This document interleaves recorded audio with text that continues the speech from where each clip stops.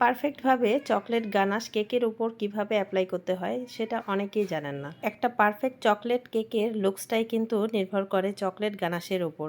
আর এটা করার জন্য কী কী টিপস ফলো করতে হবে সেটাই আমি আপনাদের সামনে শেয়ার করব। চকলেট গানাশ তৈরি করার জন্য অবশ্যই গানাশটা একদম পারফেক্ট মেজারমেন্ট অনুযায়ী করতে হবে, সেটা তো সবাই জানেন। তারপরও কিছু কিছু টিপস থাকে, আর সেটা হলো চকলেট কেক মেকিং করার সময় আমি যেটা ফলো করি, কেকটা বানানোর পর মিনিমাম 15 মিনিট আমি নর্মাল ফ্রিজে এটাকে সেট করতে রেখে দিই।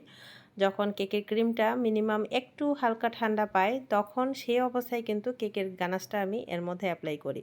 অনেকে আছেন ওভার টাইম ফ্রিজে রেখে তারপরে আপনারা কেকের গানাশটা উপরে অ্যাপ্লাই করেন, সেটা করতে যাবেন না।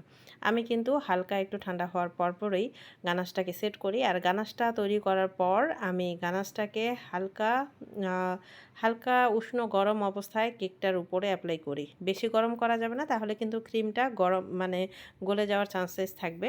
একদমই হালকা একটু গরম, যেন ফ্রিজ থেকে কেকটা বের করার পর যখন কেকটার ওপর ঢালা হয় তখন হালকা গরম থাকলে ফ্রিজের ঠান্ডাটা এটার মধ্যে একসাথে সেট হয়ে যাওয়ার সম্ভাবনা থাকে না। আর কেকটার উপর অ্যাপ্লাই করার পর খুব সুন্দরভাবে আস্তে আস্তে করে এই কেকটার ফিনিশিং দেওয়া খুব সহজ হয়ে যায়। বেশি ঠান্ডা করে নিলে কিন্তু কেকের উপর চকলেট গানাশটা দেওয়ার পরপরেই একদম চকলেটটা সাথে আটকে যাবে। সেক্ষেত্রে চারিদিকে অ্যাপ্লাই করা সহজ হয় না। প্রথমত কেকটাকে একটু ঠান্ডা করে নেবেন। দ্বিতীয়ত কেকের গানাশটাকে হালকা একটু উষ্ণ গরম রাখবেন।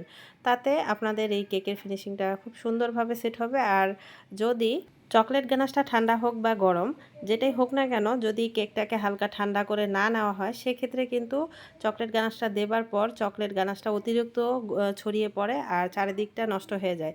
আর সেটার যে গানাশ ড্রিপিংটা, এটা দেখতে অনেকটা মানে বাজে দেখা যায়, দেখতে সুন্দর হয় না। আশা করছি এই টিপসটা আপনাদের কাছে উপকারে আসবে। আর আরেকটা টিপস আপনাদের দিতে চাচ্ছি, আর সেটা হচ্ছে চকলেট টপার সেট করবেন কখন।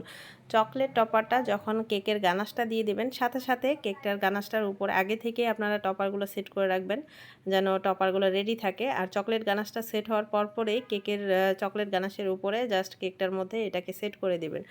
পরে যদি কেকটা সেট হওয়ার পর, গানাশ সেট হওয়ার পরে, ফ্রিজে রাখার পরে যদি আপনারা টপারগুলো দেন, সেক্ষেত্রে দেখা যায় টপারগুলো দেওয়ার কারণে চকলেটের ভিতরের যে অংশটা চাপ দেওয়ার কারণে এটা বাইরের অংশে বের হয়ে আসতেছে। সেক্ষেত্রে পরবর্তীতে চকলেট গানাশটা একটু ফাঁকা ফাঁকা হয়ে থাকবে, কেকের সাথে সুন্দরভাবে সেট হয়ে থাকবে না, এই সমস্যাটা হয়ে থাকে।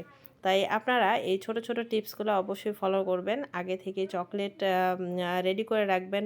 যেই চকলেট মোল্ড দিয়ে যেই টপারই দেন না কেন, চকলেটগুলো রেডি করে চকলেট গানাশ অ্যাপ্লাই করার পরেই সাথে সাথে চকলেটগুলো সেট করে নেবেন। চকলেটগুলো সেট করে তারপরে আপনারা ফ্রিজে রাখবেন।